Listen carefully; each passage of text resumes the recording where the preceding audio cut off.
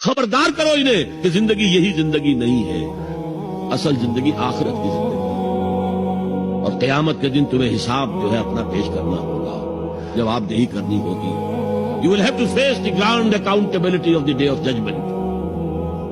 یہ انذار سے بات شروع کرو. وَرَبَّكَ فَكَبِّرْ، اور جو ہدف ہے مقصود کیا، اللہ کو بڑا کرو، یعنی اس کی بڑائی نافذ کرو. پارلیمنٹ میں بھی اس کا حرف آخری ہو، لِتَكُونَ كَلِمَةُ اللَّهِ هِيَ الْعُلْيَا، تاکہ اللہ کا کلمہ سب سے اونچا ہو.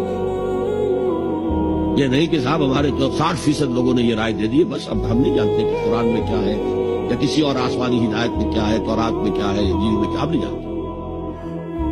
اگر ہم اس کے خلاف جد و جہد نہیں کرتے تو اتباع میں کوئی حصہ نہیں ہے.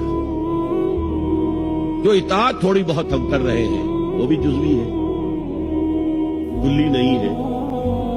اسی لیے دنیا کی رسوائی وہ تو ہمارے ماتھے پر لکھی ہو. ضربت علیہم الذلۃ والمسکنۃ وباؤوا بغضب من اللہ. آج ہمارا حال یہ ہے.